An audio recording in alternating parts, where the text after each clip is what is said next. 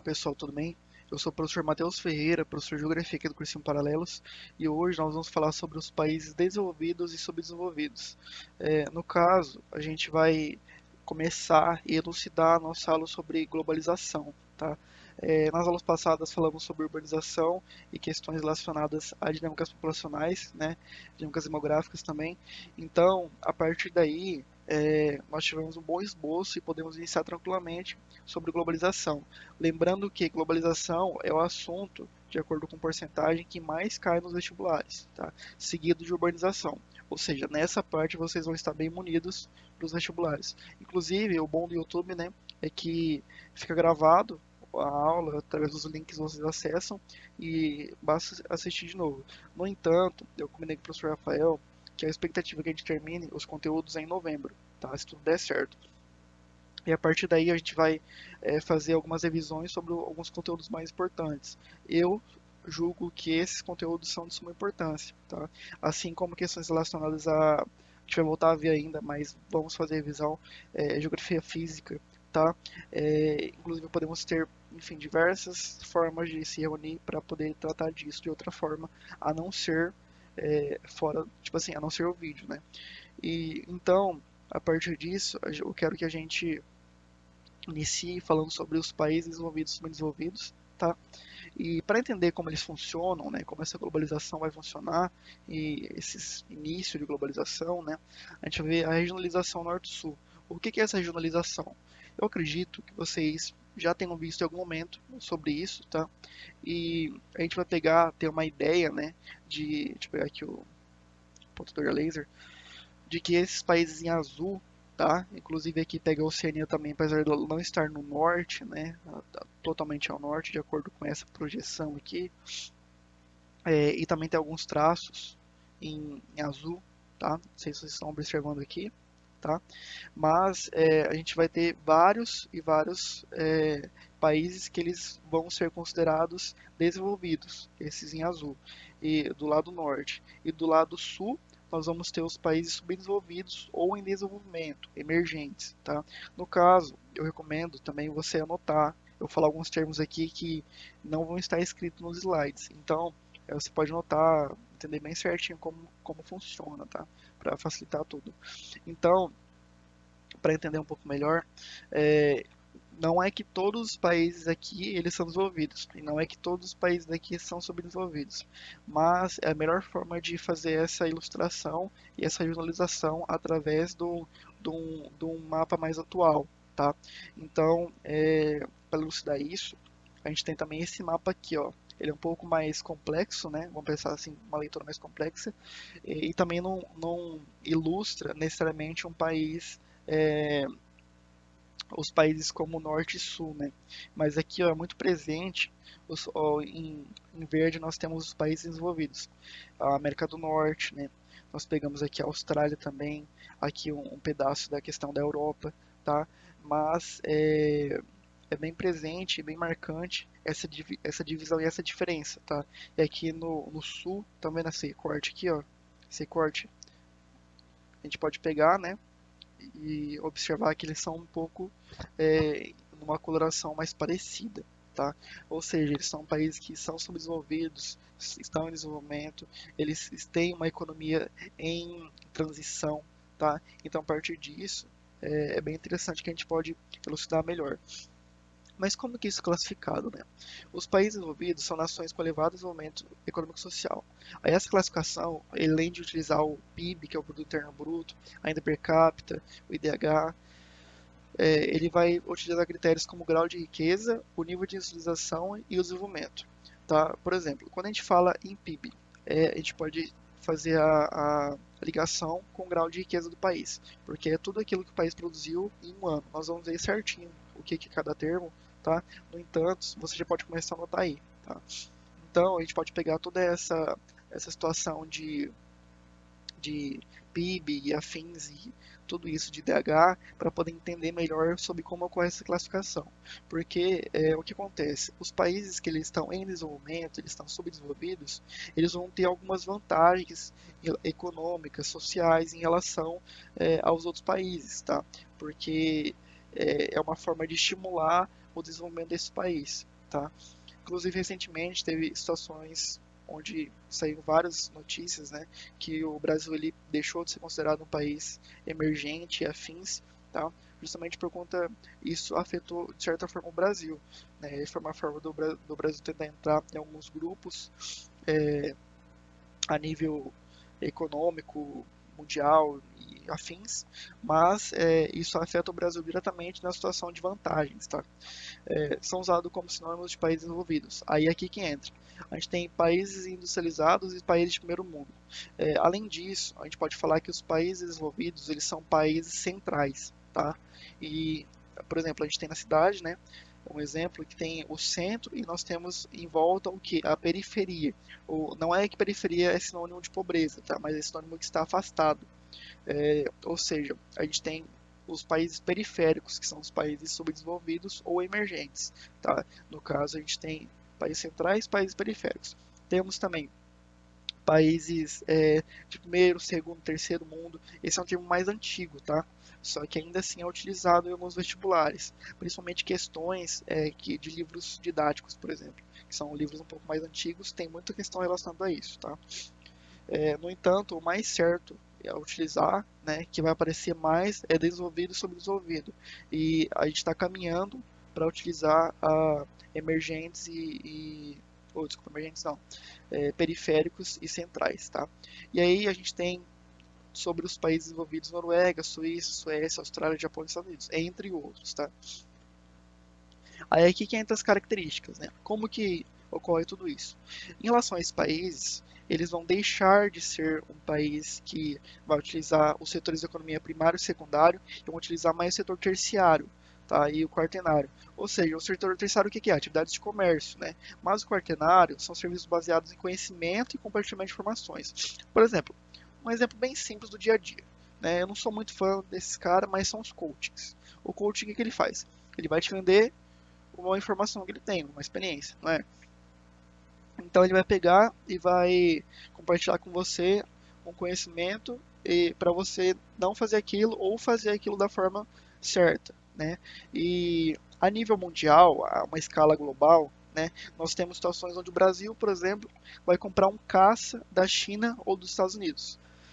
Mas esse caça, ele tem uma tecnologia muito nova, muito já avançada, né? Então, o que que ele vai fazer? Ele vai comprar, né, e vai descobrir como fazer e como fazer a manutenção, como produzir mais caças, tá? Então, ele vai mandar engenheiros para lá ou vai trazer engenheiros desses lugares para o Brasil, justamente para ter esse compartilhamento de informações. Tudo isso vai ser comprado, tá? Nada de graça.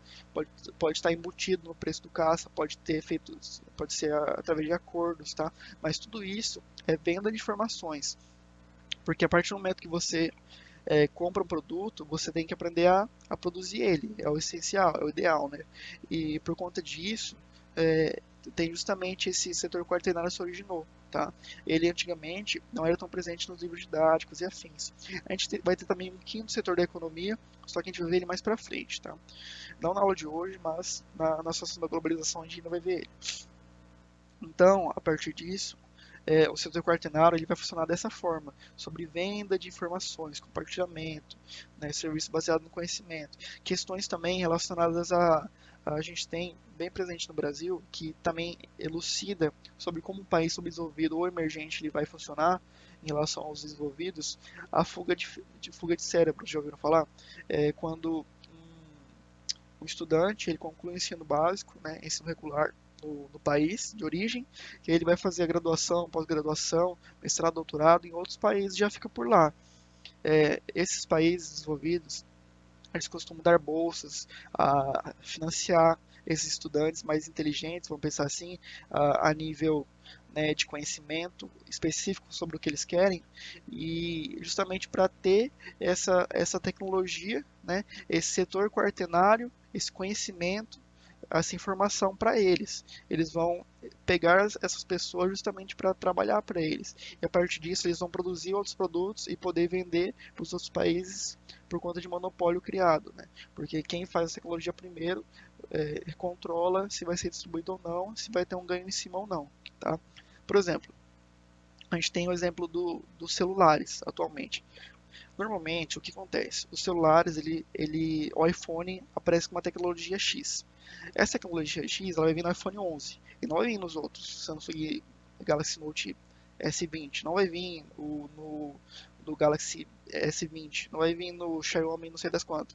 Ele vai vir só no iPhone 11. Nos próximos modelos, vai começar a aparecer nas marcas mais famosas, Samsung, Xiaomi, né, Sony, LG, e aí, a partir daí vai ter uma característica onde todos vão, se necessário, pegar essa tecnologia, porque aí acontece, a exclusividade é de quem produz, certo? No entanto, essa venda também é muito rentável para eles, tá? Então, é bem essencial vocês entenderem mais ou menos isso. Essa tecnologia também do setor coordenado funciona dessa forma, tá? Em diversos produtos, questões de qualquer tipo de produto, normalmente se lança uma tecnologia e a partir disso depois é vendida essa informação e essa tecnologia para outras empresas concorrentes. No entanto, você não deixa de ter lucro, tá? E aí um fator relevante em relação é o produto interno bruto, que representa o valor monetário de bens e serviços produzidos por um país em um ano, sendo um dos principais indicadores de potencial econômico de uma nação. A renda per capita representa a média salarial por pessoa, também considerado na classificação de desenvolvimento de uma nação. Nos países desenvolvidos, o PIB e a renda per capita são altos. A distribuição da renda é regionalmente homogênea. Então, pessoal, vocês podem notar esses termos, é bem interessante, né, saber sobre, e essencial, tá? Necessariamente, quando a gente fala na distribuição de renda dos países desenvolvidos, elas vão ser mais iguais, homogêneas iguais, né? Então, o que a gente vai ter? A gente vai ter menos desigualdade social, a gente vai ter menos níveis de pobreza, tá? Mais expectativa de vida, a gente vai ter entender tudo isso certinho. No que se diz a respeito ao desenvolvimento social, o principal indicador é o IDH, Índice de Desenvolvimento Humano, que analisa o desenvolvimento social dos países com base em requisitos como educação, saúde e renda. É uma referência numérica que varia de 0 a 1. Quanto mais próximo de 1, melhores são as condições de vida no país. Os países desenvolvidos apresentam elevado IDH, portanto, apresentam boa qualidade de vida, elevada renda e grau de educação.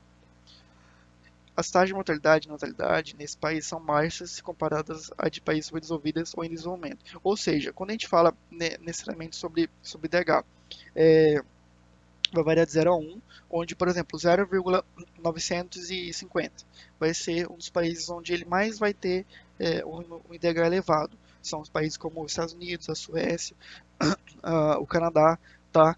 E quanto mais longe, por exemplo, a gente tem a Nigéria, é 0,300 e pouco. São um dos países onde mais tem pobreza, tá? O IDH ele é mais deficitário, vamos pensar assim. Não só o IDH, como diversas outras situações, como taxa de mortalidade elevada, enfim, a gente vai entender certinho.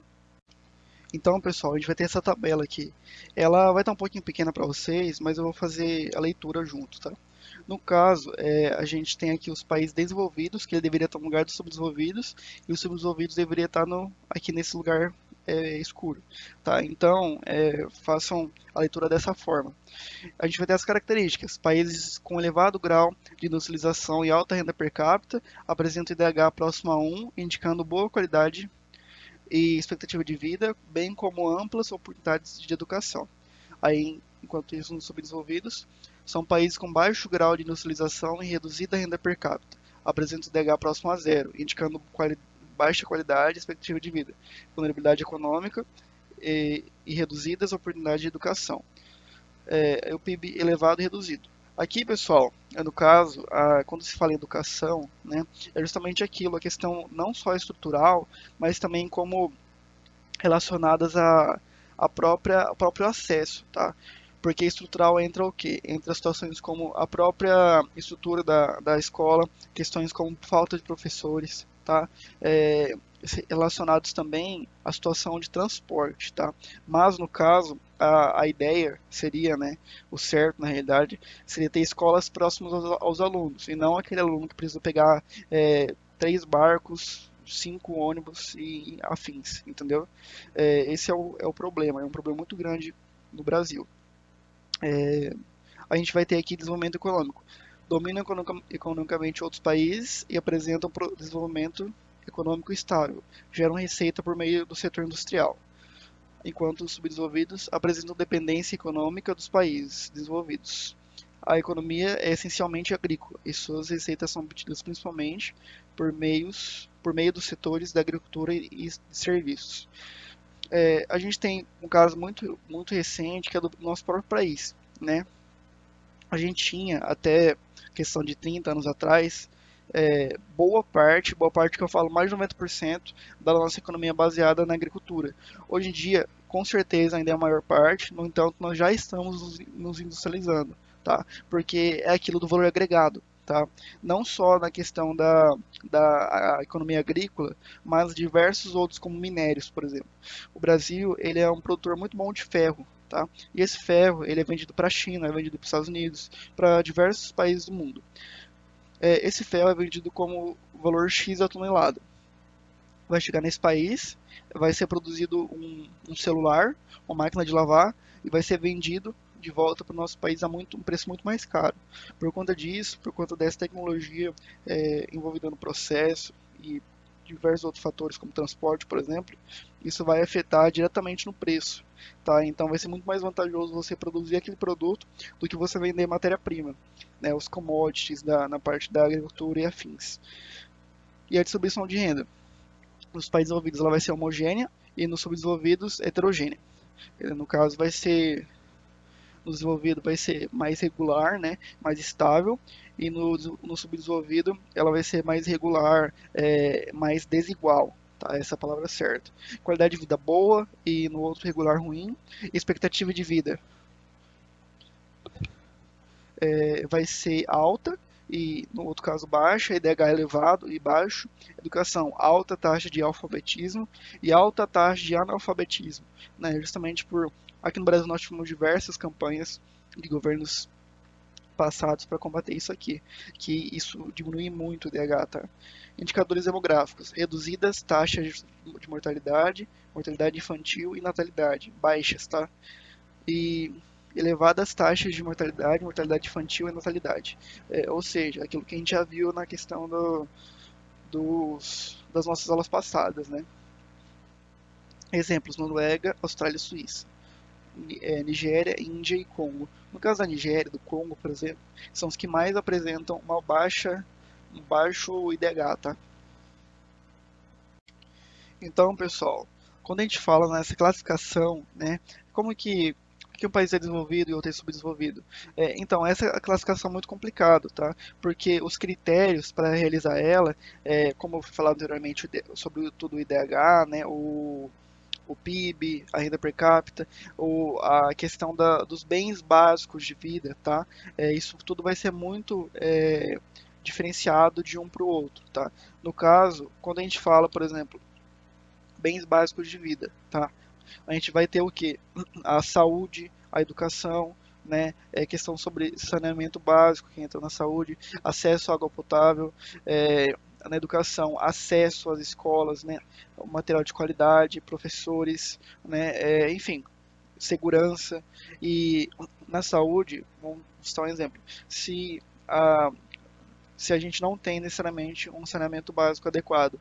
E a gente tem, por exemplo, esgoto a céu aberto, como vocês viram exemplos nas aulas passadas, de imagens, a gente vai ter o que?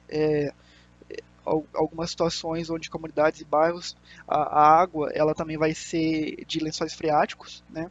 Então, essa água de poço, vamos pensar assim, ela vai ser contaminada por aquele esgoto a céu aberto, que ele vai infiltrar nesses lençóis freáticos, e a partir disso a gente vai ter vamos pensar assim, uma epidemia a nível catastrófico, né? Vamos pensar assim, porque aquela população ali regional, ela vai ter diversas doenças em função dessa contaminação, e a partir disso a gente vai ter, enfim, como que esse país vai saber lidar com isso, né? E por conta disso a gente tem diversas situações onde os países eles não contam com essa estrutura para acontecer tudo isso. No Brasil, essa realidade ela ainda é presente, no entanto ela está mudando bem bem com a passos largos, né? Vamos pensar assim, conforme os passares dos anos do governo Lula, Dilma, agora Bolsonaro, uma das metas, né, é justamente dar acesso à água para várias partes do Brasil. Então, por conta disso, é como meta, né, colocar esse e assim como dar o saneamento adequado, porque apesar de não ser o ideal, quando você faz, por exemplo, uma fossa séptica na sua casa, que é aquela fossa, naquele buraco, se isolado corretamente, se impermeabilizado e feita a manutenção com regularmente, ela vai ser uma das melhores alternativas enquanto não chega ao saneamento adequado via, vamos pensar assim, os canos que levam para a estação de tratamento, né? Então ele vai ser o ideal se não tiver essa situação. Vai ser uma alternativa mais barata e também vai ser uma alternativa que vai controlar toda essa situação. Tá? Porque alguns casos os esgotos são despejados diretamente das casas nos rios e riachos que tem por perto e por conta disso contamina toda a água e a paisagem local. Tá? Então a gente tem como os países em desenvolvimento, né?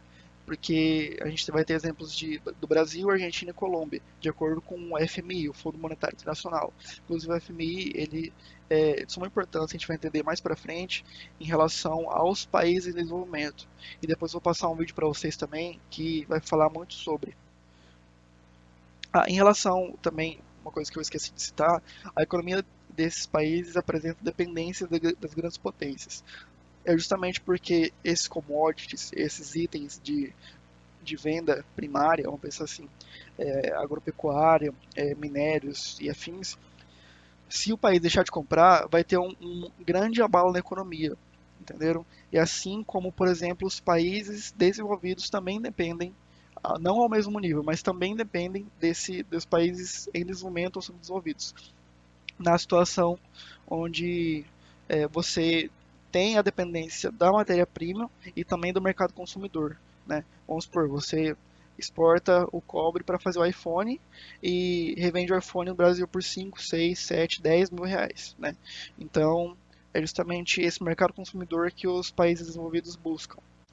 Então, pessoal, agora nos países subdesenvolvidos, a gente vai ter alguns indicadores, né, para apresentar que esses países têm essa situação, né? Vamos pensar assim, por exemplo, o PIB, a baixa renda per capita, aí nós temos indicadores como saúde, educação, a baixa nutrição, problemas sociais, fome, miséria e desemprego. Tá? No caso dos países subdesenvolvidos, por exemplo, Serra Leoa, Nigéria, Haiti, Afeganistão, a nutrição é um dos piores problemas que tem, um dos maiores problemas, na situação onde falta o acesso ao alimento, que é um bem extremamente básico, né, assim como a água. Então, a partir do momento que falta isso, acaba tendo muita mortalidade infantil, né, muitas situações diversas que vocês já foram representadas várias vezes, é, enfim, por diversas situações, mas onde isso ocorre e principalmente nesses países por conta de alguns fatores estruturais, principalmente. Por exemplo, a gente tem questões da África, onde a região, o clima, né, todo o bioma ali presente, afins, ele não vai ser adequado e não vai ser desenvolvido para poder realizar uma plantação, para poder ter acesso à água, né, poder comportar água, rios e afins. Tudo isso são problemas estruturais do país e da região que vai interferir diretamente no desenvolvimento. Tá? A gente tem também questões históricas, né? A gente sabe que a África ela tem um histórico muito complicado com os países desenvolvidos, né, com as nações com as maiores nações do mundo. Enfim, nós vamos falar sobre tudo isso mais para frente, quando falarmos sobre os continentes, tá? E a partir disso, a gente tem diversos fatores que vão deixar esse país nessa situação, tá? Sobretudo, a gente tem a África, né? Tem alguns países da América Central também que estão nessa situação mais graves também, mas principalmente na África. E aí, a questão sobre como a mortalidade infantil é muito alta, assim como a natalidade, por conta natalidade, como que a gente pode expressar por que ela é alta? Porque questões de falta de acesso a medicamentos, a métodos anticontraceptivos, a educação sexual também é muito deficitária, tudo isso indica. E nos países da África, tem uma epidemia muito grande das DSTs, tá? Então, por conta disso, justamente questões estruturais que levaram a chegar a essa situação, né?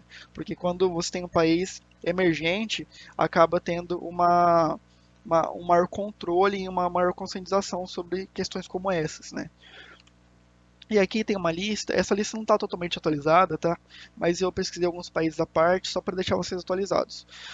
Por exemplo, a gente tem a Noruega, né, os países muito altos. Noruega, Suíça, Austrália, Irlanda e Alemanha. Nós temos como alto Irã, Palau, México, Venezuela e Brasil. Chamar atenção para a Venezuela e Brasil. A Venezuela, ela se manteve nessa colocação, só que ela tinha uma, um IDH de 0,764.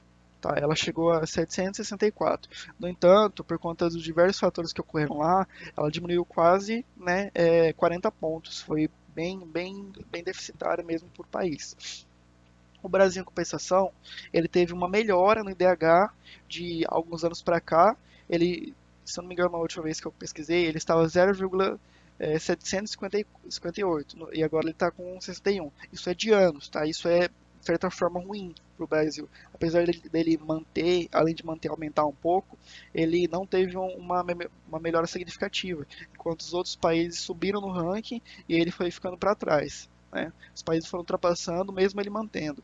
E aí, com média, a gente vai ter a Filipinas, o Egito, a Bolívia e a Índia, que já são países que têm um elevado déficit, né, estrutural, vamos pensar assim, sobretudo com o IDH.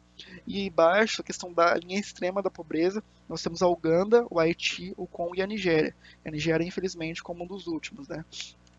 E agora, toda aula eu vou tentar deixar com vocês alguns vídeos complementares. Só que esses dois, eles são essenciais para vocês assistirem, tá?